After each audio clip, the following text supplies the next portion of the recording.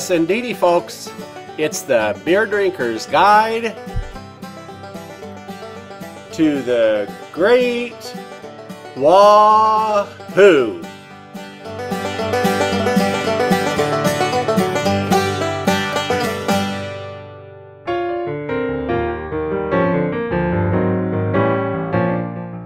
It's time to drive Steens Mountain. Good old Oregon. It's known for the Willamette Valley and the coast. But out here on the eastern side of Oregon, there's a big hole that I always thought was just filled with desert. Lordy, was I ever wrong about that. There's some great country just waiting for a little 1 or 2 or 3 day drive right in our back door. A good excuse to go adventuring in this country is driving to the top of Steens Mountain.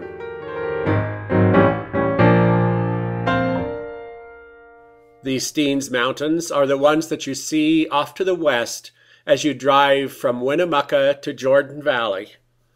Getting to the top of Steens Mountain itself can be rather difficult because of snow. For that reason, I decided to go in July of the year 2008. We'll go exploring the very tippy top of Steens Mountain during our adventures, and from there we'll go south, looking around the deserts south of that area and over to Alturas, California, back through the deserts of northern Nevada, and then the deserts on the east side of the Steens Mountain.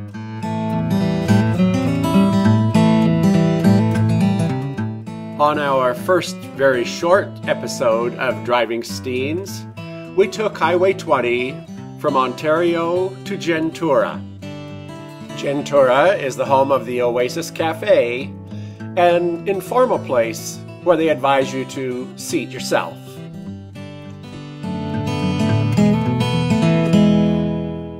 From Gentura, we headed out on the dirt road that follows the Malheur River. It was a great drive, and we ended up in the lovely town of Crane, Oregon.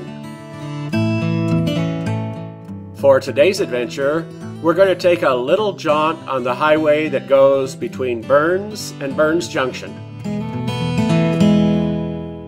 We'll be heading 10 miles south between Crane and New Princeton. I guess you could say New Princeton is a thriving community. At least it has a sign up for a cafe, tavern, and gas. Judging by the looks of things, I was kind of glad that I wasn't dependent on New Princeton for gas. And it was a good thing. One gets used to seeing signs like this all over the communities of Southeast Oregon. If you go driving out here, make sure you keep your gas in the top half of your tank. I learned the hard way. I'll be telling you that story. Just keep that gas tank full, folks. You'll be glad you did.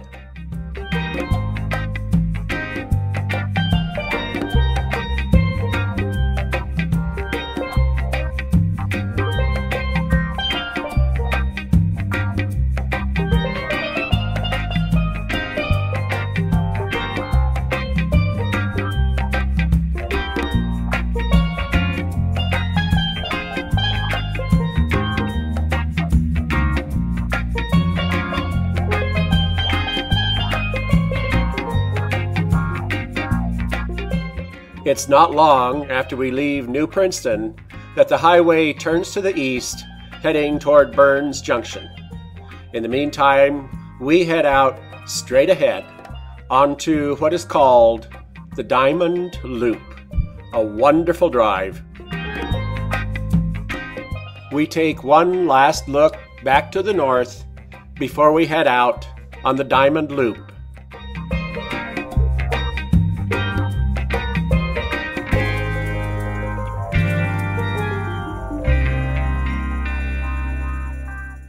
At the junction, there is this little kiosk which gives us a lot of information about the loop and some of the many things that we can check out. And we will be checking out quite a few of them. Pretty darn stylish for a roadside information display, isn't it?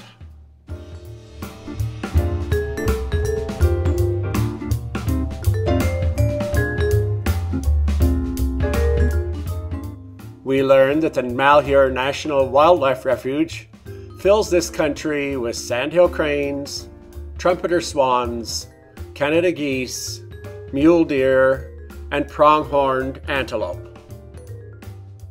I found that in July there is another animal that is also in great abundance, and we'll talk about the mosquitoes later.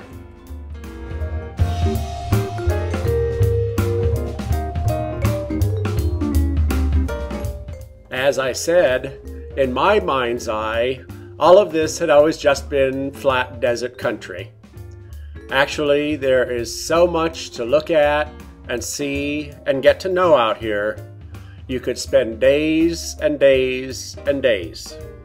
It really is phenomenal country.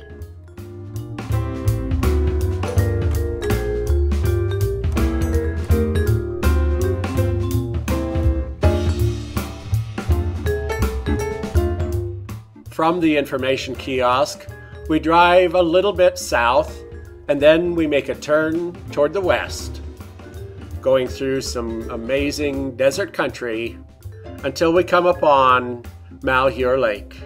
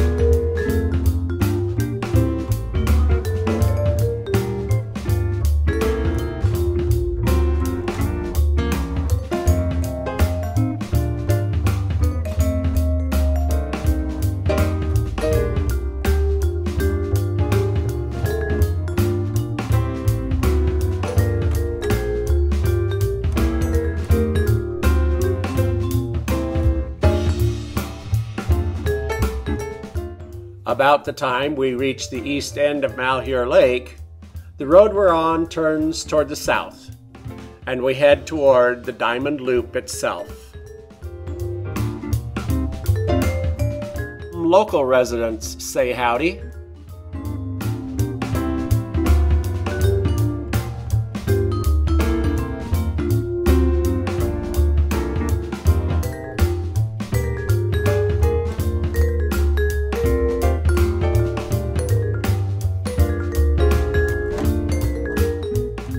When we get to the actual Diamond Loop itself, we could head to the west and go down to what are apparently some amazing craters.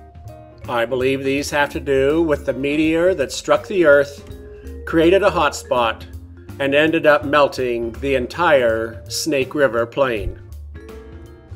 The meteor struck in this area, and the Earth has shifted to where the hotspot that meteor created is now under Yellowstone National Park.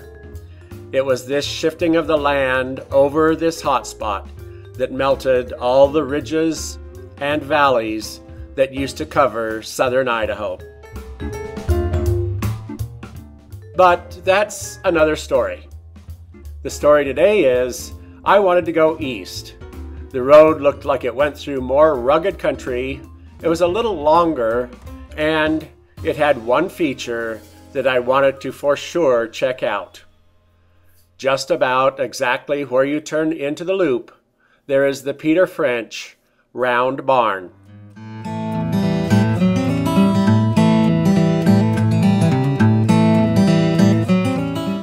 Here we see the barn from just about where we're going to turn on to the loop. Remember that all the materials in the barn had to be carried across all this land.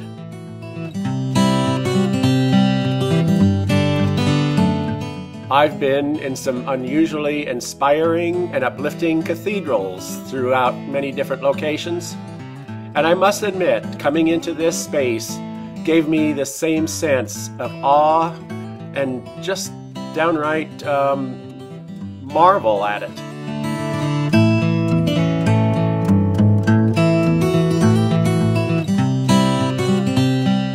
We'll be looking more at Peter French and his amazing barn for training and exercising horses in our next episode of Driving Steens.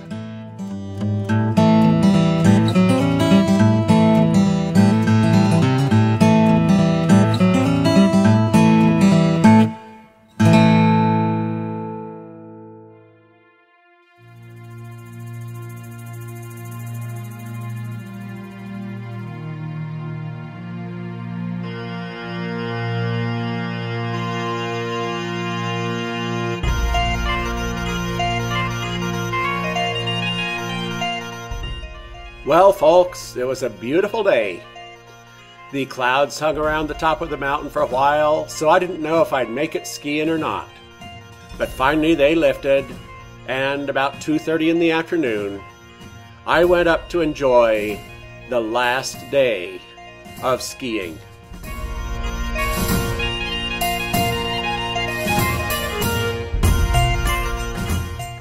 Of course, the drive to Bogus is half the fun of skiing there, and it was a beautiful day to enjoy the drive.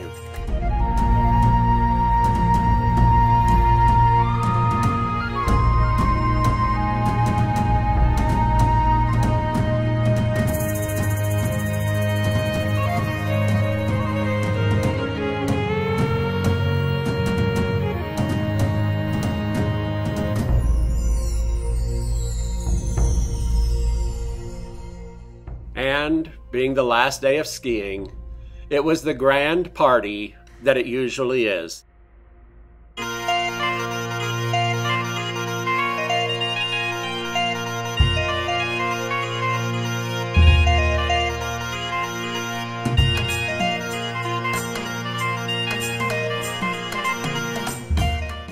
One thing's for sure, you don't go skiing the last day of skiing for the great snow. The only reason to go is because it's silly and fun. You can always count on some hula skirts and plenty of leis, and there are almost always some guys running around with their shirts off, no matter how cold it is.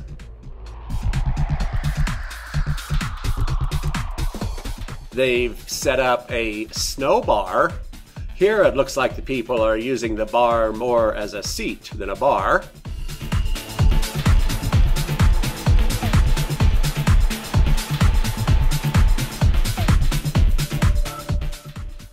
Folks were enjoying skiing through the bowl and across the ridge.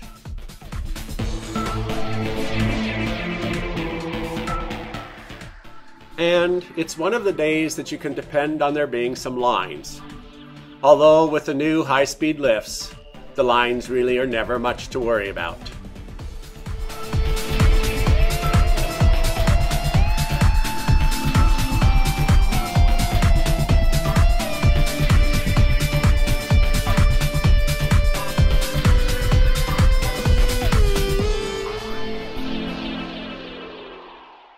For those of you who've never ridden a chairlift, I decided to take a little movie. This lift is the Deer Point Express, what we old-timers call chair number 1.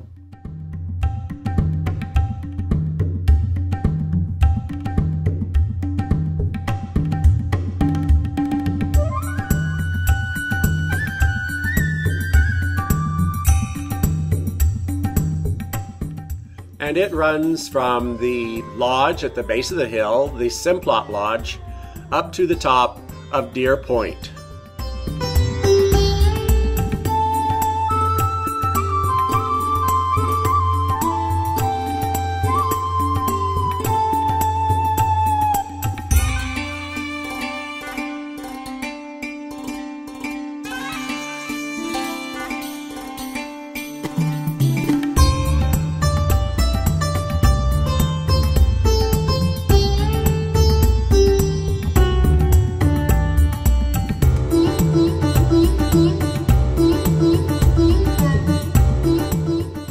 when you are in the lodge at the bottom of the hill, this post that we are coming up to is about as far up the hill as you can see.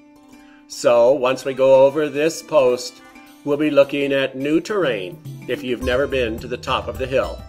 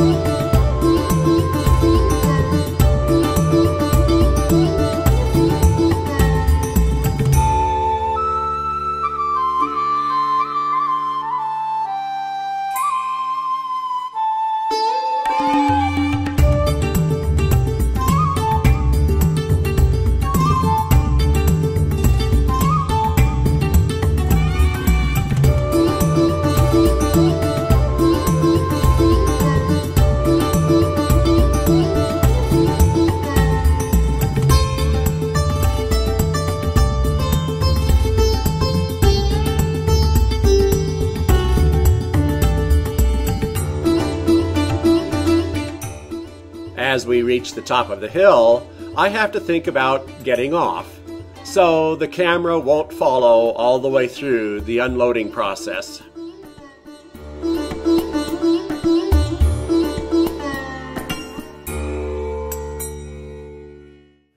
A costume contest is part of the final day of skiing, and I think these guys were after the first place award. Taking this picture, the guy in the bee outfit said, "But I wasn't ready yet." So I took another one. When I was through taking the photos, the bee boy said, "Cherish it forever," and I'm sure we all will.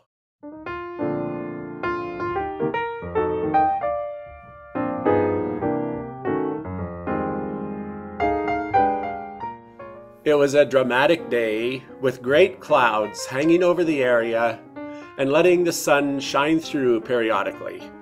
Really a wonderful day for a visual day of skiing. The snow, on the other hand, was very wet.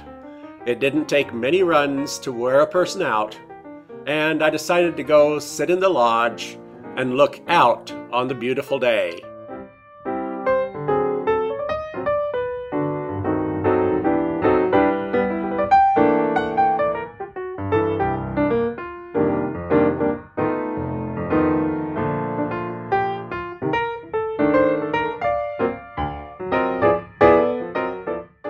The lodge boasts the radically authentic Bogus Basin burger and the wonderful old signs that used to mark the trails where we skied in the days of my youth.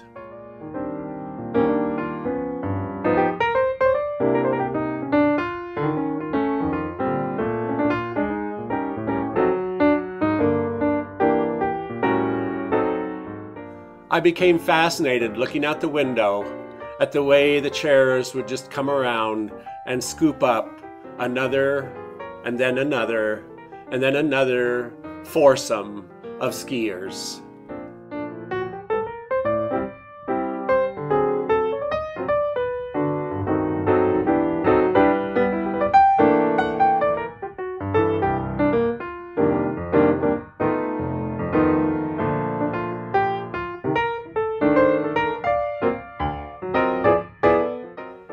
And effortlessly lift them to the top of the hill.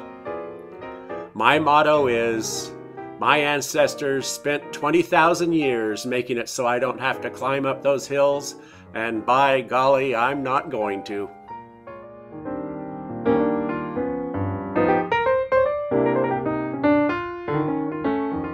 I never did figure out what costume this guy was wrapped up in.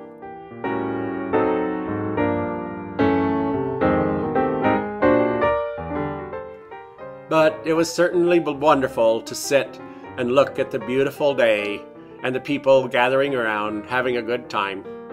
Even the bunny hill was full.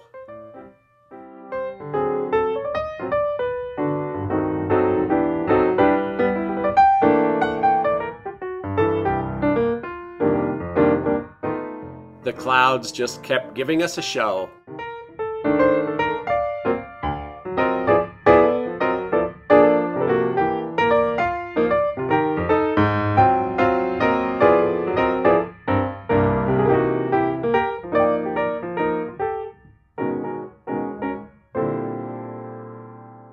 One more quick run up to the top of the hill, and I was rewarded with even more spectacular clouds and some scenes of people getting off in this springtime when some earth is starting to show. You can especially see the earth showing at all of the parking lots that they have been expanding up at the resort.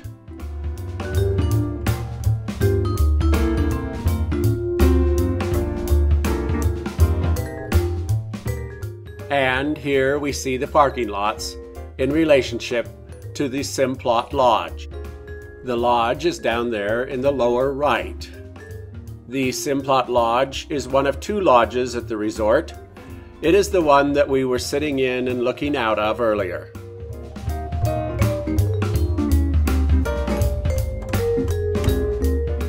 This young man, sitting on a blue box with a big red stop button, runs the little tread that they've put in so that kids and beginners can easily ride up the hill and practice their snowboarding and skiing.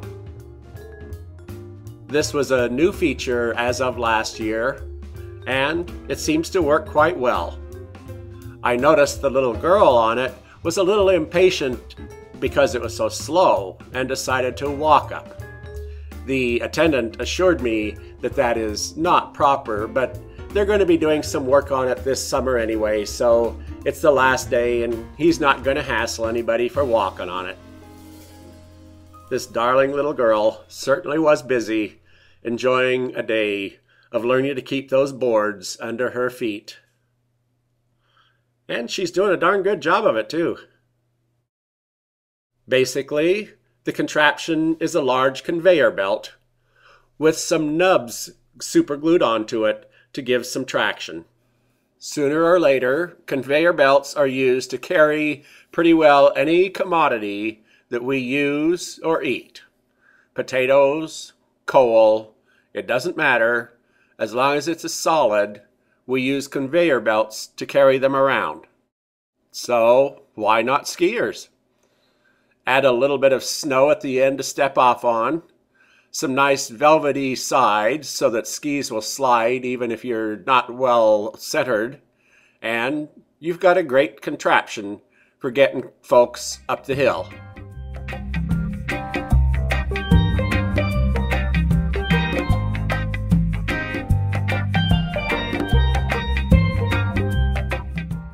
After a few runs, I was plenty tired of pushing that heavy snow around and started down the hill. But I couldn't help stopping and taking a few last shots at this beautiful springtimey day with the temperature in the 40s, just comfortably cool.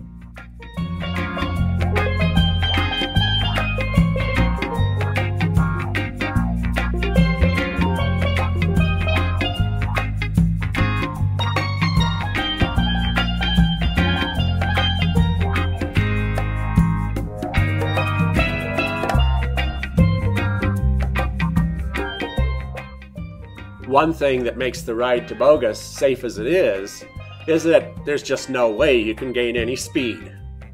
The next 16 miles, 25 miles an hour, and they really didn't need to put the sign up. You can only drive it so fast.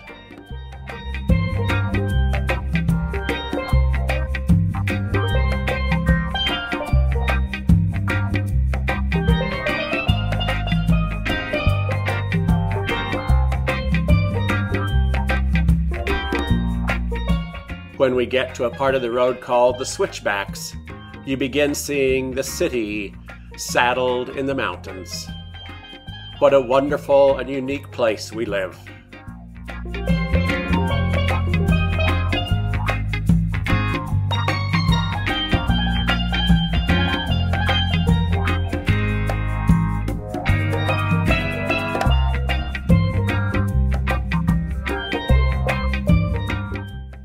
And what an opportunity it is to enjoy the absolutely thoroughly fun and delightful last day of skiing at Bogus.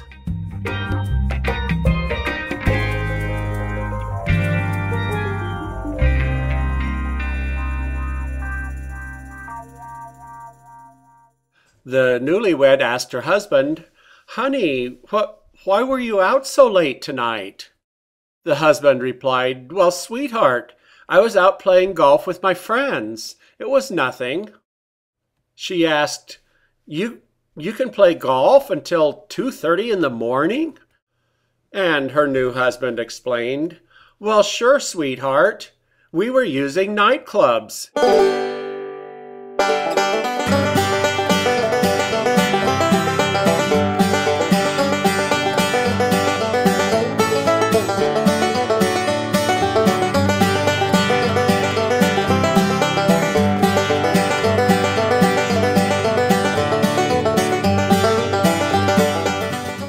And that's this week's Beer Drinker's Guide to the Great Wahoo.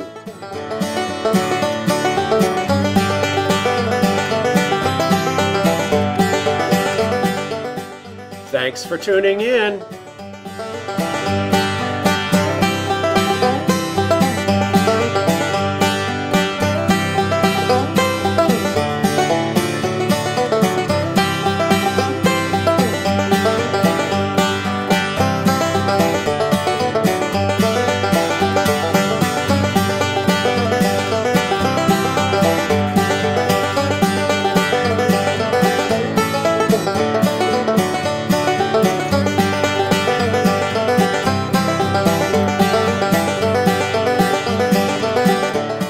Hope to see you next week.